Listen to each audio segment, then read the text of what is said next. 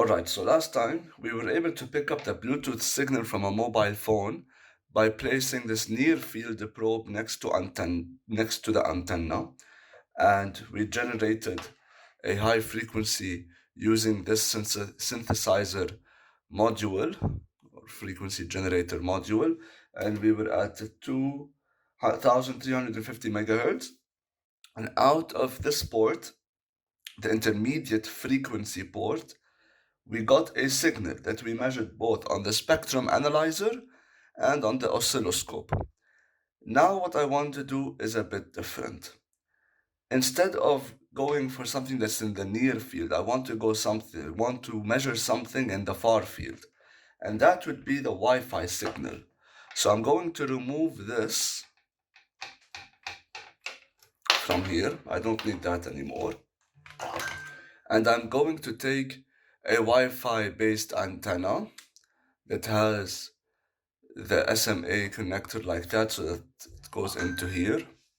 I'm going to put this into the radio frequency port of my mixer.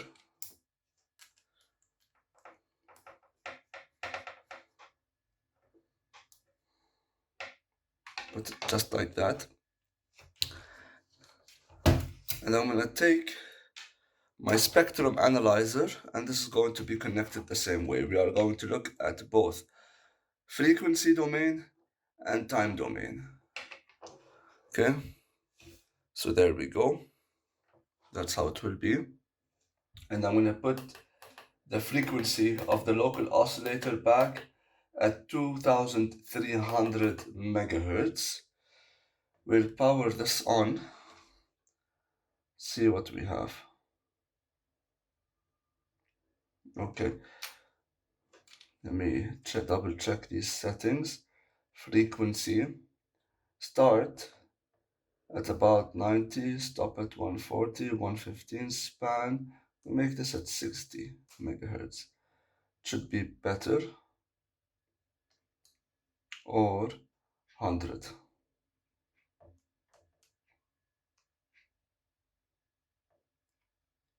Okay, and I'm gonna put that max hold function again, which will be in the trace to enable, and it will be at calc, which will be at max hold. Now I'm going to leave it for a few minutes, see what builds up.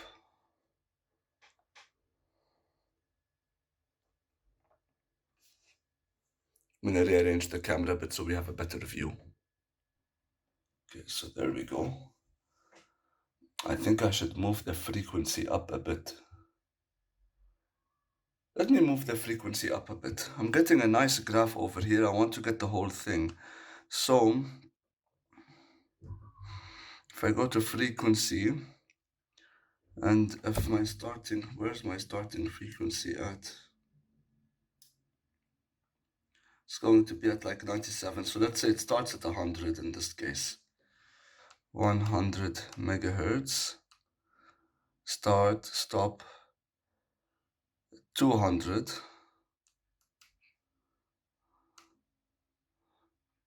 There we go. Center 150, that looks around right, okay. Okay, so let's give it a few minutes so that it can build up. I decided to turn off the lights and fix the focus so that we can get a better view of what's going on here. Okay, lock that focus, that's nice. So let me get an E-field probe so that we see what's going on. So we can see over here, this part in the middle, this big gap. That is the bandwidth of my Wi-Fi, and then we have some side bands with some activity here, but this is the bandwidth of my Wi-Fi. This is the active bandwidth. So that's absolutely lovely. This is everything that the antenna we put is transmitting and receiving. It has the same concept of a frequency hopping, and it's going to be transmitting and receiving intermittently on different active frequencies within this. So that's very, very nice, and it's clear.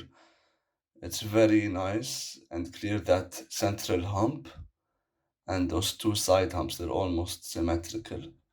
So that is absolutely wonderful. I'm only curious now if I put the waterfall, we take this and we go to display.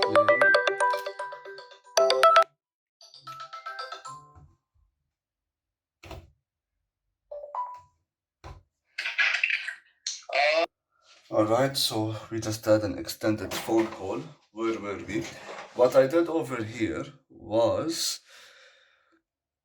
we have the max hold for the green trace, so we can get a nice look at the bandwidth over here, and we have some side lobes. And I also put this option where I have the waterfall, but let me do a reset for it.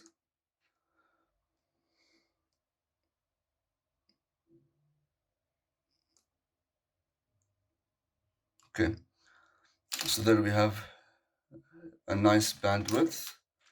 It's all showing up. And we have the waterfall. The waterfall is going to be a spectrogram of the most active frequencies, and we can see how we have the most active frequencies in the middle there, and the side lobes also have a few active frequencies, but the main stuff is in the middle. I also put a setting where it will give us the -3 decibel point. Let me just remember what its name was. Measure -3 decibel width.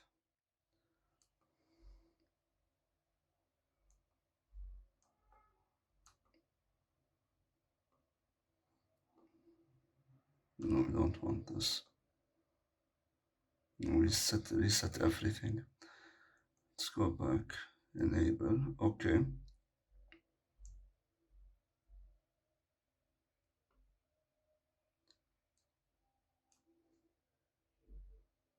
I think stuff got messed up again. Yeah, it got messed up. The important thing is that there's a measuring at the -3 decibel width, which tells us at what point of this width we lose half of our power. And that can be useful to see whether your connection in a specific area is correct. So essentially, that's what it looks like. That's very nice. It's a very clean graph. The bandwidth is very obvious. The side lobes are also almost symmetrical. Let's hook up the oscilloscope and see the transmitted and received data. So what we can do, that's the oscilloscope. Unhook this, turn this one off.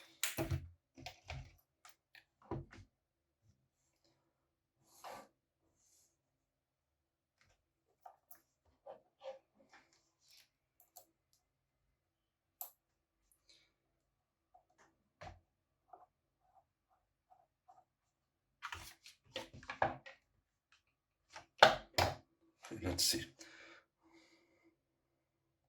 Power it on. Oh wait, there's no power to the. Okay. So that is the signal that we are receiving. Let us do some auto calibration.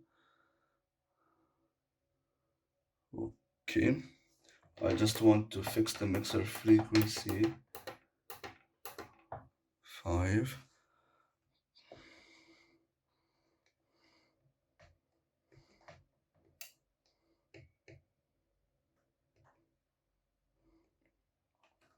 So we have some data that's being transmitted and received.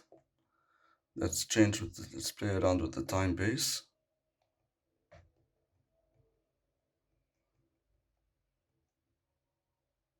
So we can see a lot of the modulation.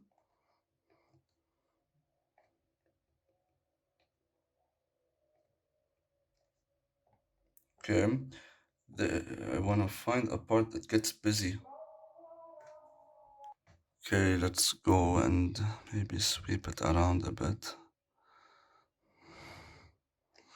Let's zoom in over here for a change. So we have that frequency. If we zoom out and okay, that's nice. This is what I'm looking for. Let's zoom in and take a look at those frequencies. So we have some modulation over here.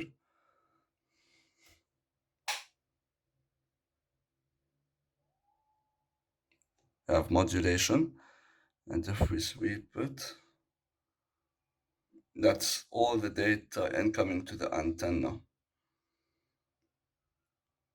That's lovely. We can expand it more.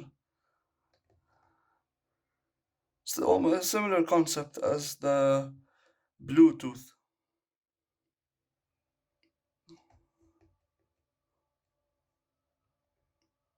What I want to see is that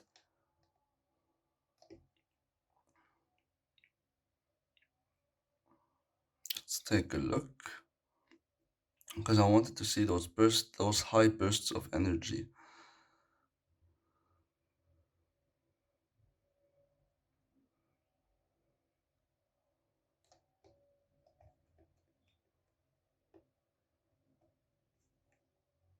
Okay, that's it. So that's data being transmitted. We can see the phase shift, we can see the amplitude shift. Absolutely lovely. That's the signal live again. There's some really cool waveforms right there. All right, so I guess that's it. Hope you enjoyed the video.